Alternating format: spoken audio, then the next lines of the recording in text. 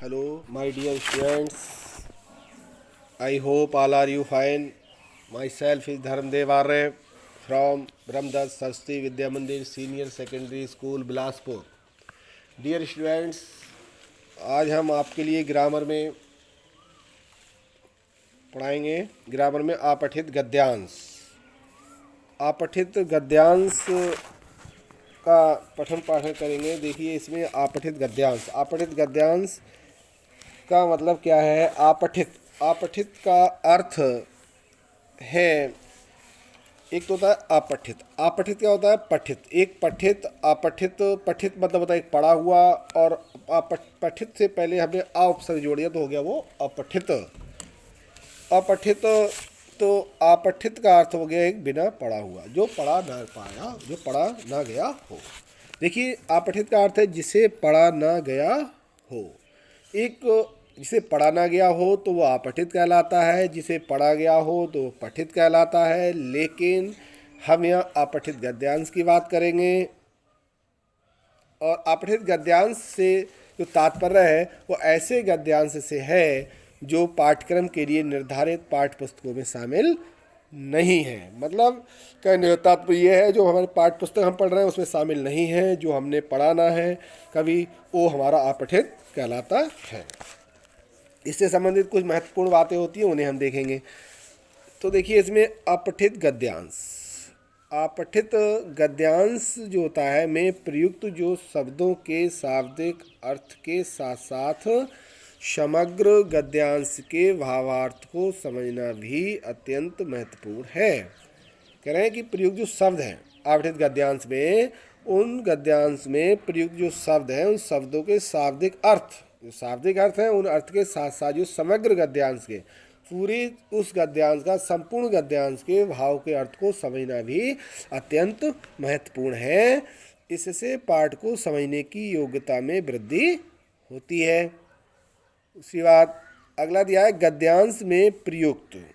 गद्यांश में प्रयुक्त विषय एवं उसकी भाषा को समझना, उसका तार्किक विश्लेषण करना तथा उसकी भाषा शैली को परखना छात्रों में बौद्धिक चिंतन मनन की क्षमता को बढ़ाता है.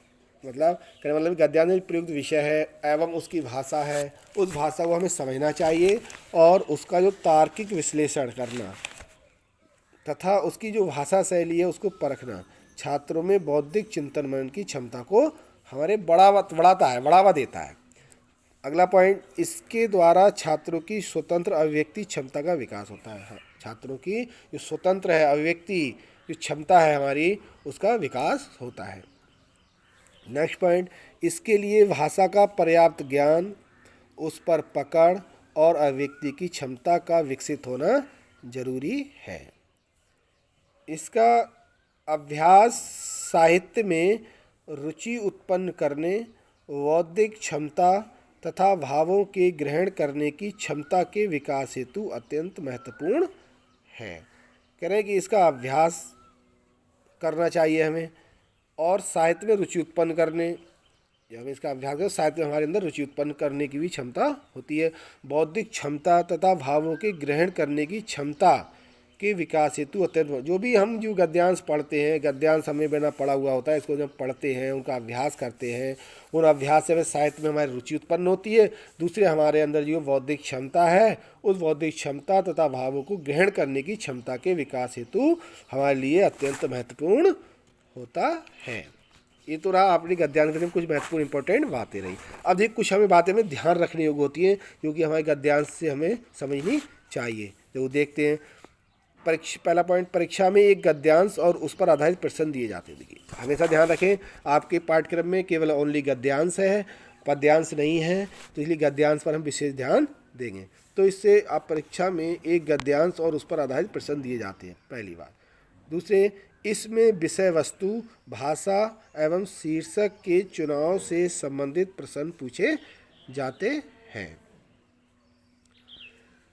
अगला पॉइंट देखिए, इसमें विषय वस्तु, भाषा एवं शीर्षक के चुनाव से संबंधित प्रश्न पूछे जाते हैं.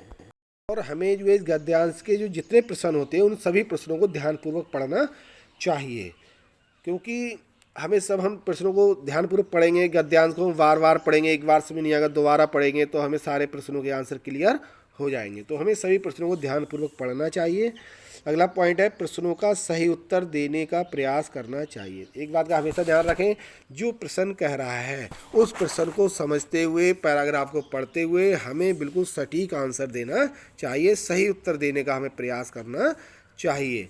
अगला पॉइंट है प्रश्नों के उत्तर हमेशा गद्यांश में दिए गए तथ्यों के आधार पर ही देने चाहिए। देखिए, जो हम गद्यांश को पढ़ रहे हैं, हम जब गद्यांश को पढ़ते हैं एक बार समझ नहीं आता, दो बार पढ़ते हैं, दो बार नहीं 3 बार पढ़ते हैं, लेकिन जो भी प्रश्न इसमें दिए गए हैं उन प्रश्नों के उत्तर हमेशा हम गद्यांश में दिए गए जो तथ्य हैं उनके आधार पर ही हमें देना चाहिए, ना कि हमें अपने अलग हटके भी उससे हटके हमें कोई भी जवाब नहीं होना चाहिए। यानी उस गद्यांश पर ही रिलेटेड तथ्यों के आधार पर हमें उसके आंसर देने चाहिए। कुछ बातें देखें। और अगला पॉइंट है सर्वप्रथम गद्यांशों को ध्यानपूर्वक पढ़ें। देखिए, सबसे पहले हमें क्या होता है, हमें गद्यांश को ध्यानपूर्वक पढ़ना चाहिए, उसे समझना चाहिए कि उसमें क्या बताया गया है। जब हम उसको ठीक से पढ़ेंगे, समझेंगे, तभी हम उसको ठीक से कर पाएंगे। अगला पॉइंट है गद्यांशों के केंद्रीय भाव को समझने का प्रयास करें। गद्यांश का जो केंद्रीय भाव है, मेन पॉइंट है, केंद्र सेंट्रल बिंदु है, उस केंद्रीय भाव को हमें समझने का प्रयास करना चाहिए। अपनी ओर से अनावश्यक शब्द न जोड़ें। देखिए, सबसे अच्छी बात तो ये है कि अपनी ओर से हमें कोई भी शब्द को उसमें अनावश्यक शब्द नहीं जोड़ना चाहिए। अगला पॉइंट शीर्षक केंद्रीय भाव के अनुकूल होना चाहिए। शीर्षक केंद्रीय भाव के अनुकूल होना चाहिए।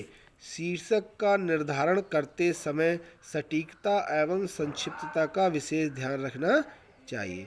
शीर्षक का निर्धारण करते समय सटीकता एवं संक्षिप्तता का विशेष ध्यान रखना चाहिए। अगला देखिए, शीर्षक क्या होता है, निर्धारण सटीकता और संक्षिप्तता का। जो भी हमें शीर्षक लिखने के लिए आता है कि उस गद्यांश का उचित शीर्षक लिखिए, तो हमें उस शीर्षक का जो निर्धारण करते समय, हमें निर्धारण जब हम करते हैं उसका हम बिल्कुल संक्षिप्त और सटीकता का विशेष ध्यान हमें रखना होगा।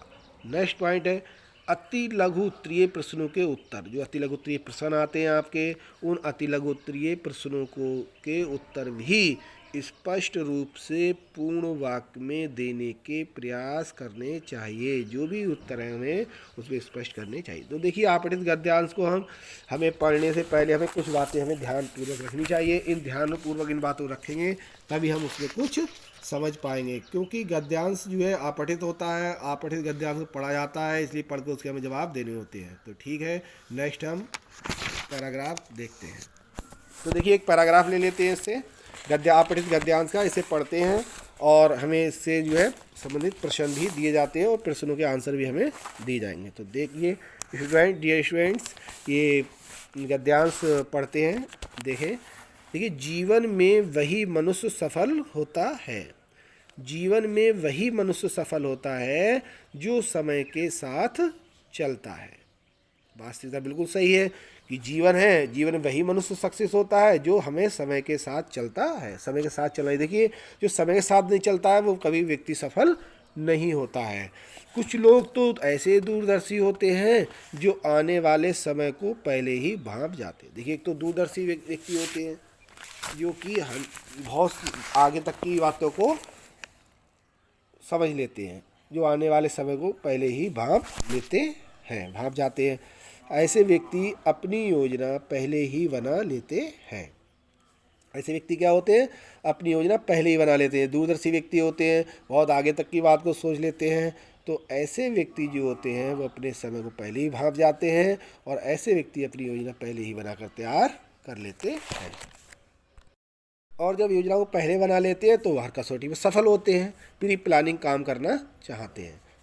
हमें समय के साथ आगे बढ़ते हुए अपना काम पूरा करते रहना चाहिए। देखिए, हमें जब समय है, समय के साथ साथ आगे बढ़ते हुए पूरा काम करते रहना चाहिए। जो व्यक्ति समय के साथ आगे नहीं बढ़ता है, आगे बढ़ करके अपना पूरा काम नहीं करता है, तो उसका कार्य कभी भी जीवन में सफल नहीं होता है, हमेशा उसका कार्य पीछे चढ़ता चला जाता है। कल आगे देखिए, कल के भरोसे काम को छोड़ना, समस्याओं को आमंत्रित करना। देखिए, अगर आपको जो आज कार्य मिला आपने आज कार्य नहीं किया और कल के भरोसे छोड़ दिया, नहीं हम कल कार्य कर लेंगे, तो वो सब कार्य जो कभी सफल नहीं होगा, आप पूरा कार्य कर नहीं सकते और समस्याएं जो है आपकी बढ़ती हुई चली जाएंगी। तो वही यहाँ दिखाया है कि कल के भरोसे काम को छोड़ना समस्याओं को आमंत्रित करना है। अगर आपने कल के भरोसे कार्य को छोड़ दिया तो आप जो है समस्याओं को आमंत्रित कर रहे हैं, बुला रहे हैं। समय बड़ा ही बलवान होता है, करें कि समय जो होता है वो सबसे बड़ा बलवान होता है। समय के अनुरूप चलने वाला गरीब से अमीर बन जाता है। देखिए, जो व्यक्ति समय के अनुरूप चलता है, जो समय के को लेके अपने साथ चलता है, वो गरीब अगर व्यक्ति है तो गरीब से अमीर बन जाता है। और अगर जो समय के अनुरूप चलने वाला व्यक्ति अगर समय से कार्य नहीं करता है तो वो अमीर से गरीब भी बन जाता है। जबकि समय को ठीक से भांपने वाला, कह रहे हैं, जबकि समय को ठीक से ना भांपने वाला अमीर से कंगाल बन जाता है। देखिए, राजा में रंक और रंक में राजा छिपा हुआ होता है। बिल्कुल बात सही है ये। अगर उसे समय के अनुसार कार्य नहीं किया व्यक्ति ने तो अमीर व्यक्ति भी गरीब बन जाएगा, और उसे समय के अनुसार कार्य कर लिया अपना तो गरीब व्यक्ति भी अमीर बन जाएगा। प्रत्येक व्यक्ति के जीवन में कुछ ऐसे क्षण आते हैं, नेक्स्ट देखें कि प्रत्येक व्यक्ति के जीवन में कुछ ऐसे क्षण आते हैं जिनसे उसके भाग्य का बनना और बिगड़ना तय होता है। बिल्कुल बात सही है। देखिए, प्रत्येक व्यक्ति होता है, हर व्यक्ति के जीवन में कुछ ऐसे पल आते हैं कि जिनसे उसके भाग्य का बनना और बिगड़ना तय होता है। इसमें कोई दो राय नहीं है, बात बिल्कुल सही है। कह रहे हैं कि हर व्यक्ति ने समय की सही गति या दिशा को समझ लिया। करें कि अगर व्यक्ति ने समय की सही गति या दिशा को समझ लिया तब तो वह सफल हो गया। कह रहे हैं कि अगर व्यक्ति ने समय की सही गति या दिशा को समझ लिया तब तो वह सफल हो गया, अन्यथा उसके हाथ केवल असफलता ही लगेगी। खेलकूद, खासकर दौड़ की प्रतियोगिताओं में समय ही सर्वाधिक निर्णायक होता है। खेलकूद, खासकर दौड़ की प्रतियोगिताओं में समय ही सर्वाधिक। देखिए, दौड़ करने जा रहे हैं, दौड़ करते हुए अगर समय का सर्वाधिक ध्यान नहीं दिया तो आप उस प्रतियोगिता में फेल हो जाएंगे। कोई भी प्रतियोगिता हुई, उस प्रतियोगिता में जो समय दिया है, समय के अनुसार अगर आप अपना निर्णय नहीं ले पा रहे हैं, अगर अपना कार्य नहीं कर पा रहे हैं तो आप हमेशा जो है उस समय के अकॉर्डिंग फेल हो जाएंगे। कल्पना चावला को ले जाने वाला अंतरिक्ष कोलंबिया, कह रहे हैं कि कल्पना चावला को ले जाने वाला अंतरिक्ष कोलंबिया यदि कुछ मिनट और ठीक रहता तो शायद वे और उनके सभी साथी अंतरिक्ष यात्री सुरक्षित बच जाते हैं। कह रहे हैं कि कल्पना चावला को ले जाने वाला अंतरिक्ष कोलंबिया यदि कुछ मिनट और ठीक रहता तो शायद वे और उनके सभी साथी अंतरिक्ष यात्री सुरक्षित बच जाते। समय की परिवर्तन है समय। अतः हम कह सकते हैं कि मानव जीवन का सबसे बड़ा नियामक घटक समय ही है। देखिए, तो हम कह सकते हैं कि मानव जीवन का सबसे बड़ा नियामक घटक जो है क्या है, समय ही है। तो देखिए, ये तो आपका एक गद्यांश रहा जो कि अपठित गद्यांश था। आप इसे पढ़ेंगे, समझेंगे, इसके शब्दार्थ को, भावार्थ को समझेंगे हम कि ये क्या कहना चाह रहा है, फिर हमारी बौद्धिक क्षमता का विकास होगा, है ना। समझने के बाद हम जो इससे रिलेटेड जो क्वेश्चन है उनको आप जो है आंसर देने में सक्षम होंगे। तो देखिए, इससे संबंधित प्रश्न आते हैं। तो प्रश्न देखिए इसमें है कि पहला प्रश्न है, दूरदर्शी व्यक्ति सफल क्यों होते हैं।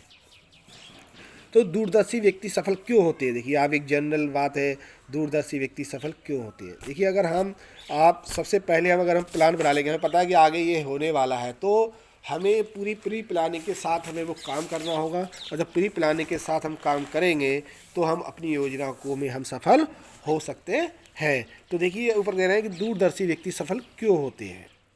तो जो व्यक्ति आने वाले समय को, जो इसमें स्पष्ट दिया हुआ है, जो अपने आने वाले समय को पहले ही भांप लेते हैं, और तो ऐसे व्यक्ति अपनी योजना पहले ही बना लेते हैं कि हमें क्या करना है, तथा हर कसौटी पर वो सफल होते हैं, तो सिद्ध होते हैं। तो दूरदर्शी व्यक्ति सफल क्यों होते हैं, क्योंकि जो लोग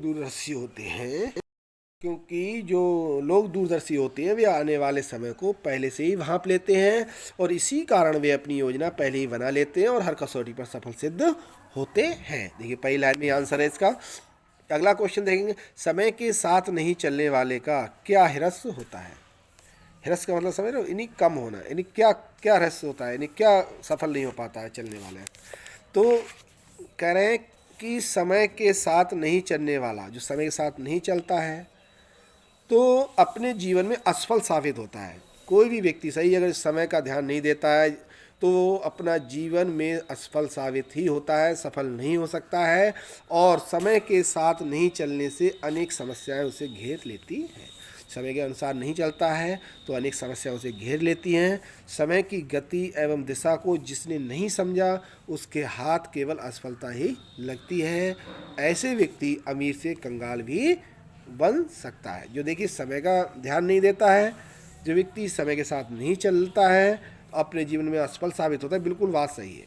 देखिए जो इस समय देखा जाए, जो आपका जो टाइम है, स्टूडेंट लाइफ है, छात्र जीवन है, तो जब हम छात्र जीवन में जो हमें समय मिला है पढ़ने के लिए, माता पिता इतना पैसा खर्च कर रहे हैं हमारे पढ़ाई के लिए, अगर हम वो अपने समय अपनी पढ़ाई में नहीं लगा रहे हैं तो इसका मतलब ये है कि हम जो है कभी भी जीवन में सफल नहीं हो सकते। असफलता ही हाथ आएगी। जो हमें टाइम मिल रहा है इसे हमें मेहनत से अपनी पढ़ाई करनी चाहिए। तो हम जो है समय का ध्यान रखना चाहिए, आपको समय के अकॉर्डिंग चलना चाहिए, तभी आप जीवन में सफल हो सकते हैं। वही बात इसमें बताई गई है।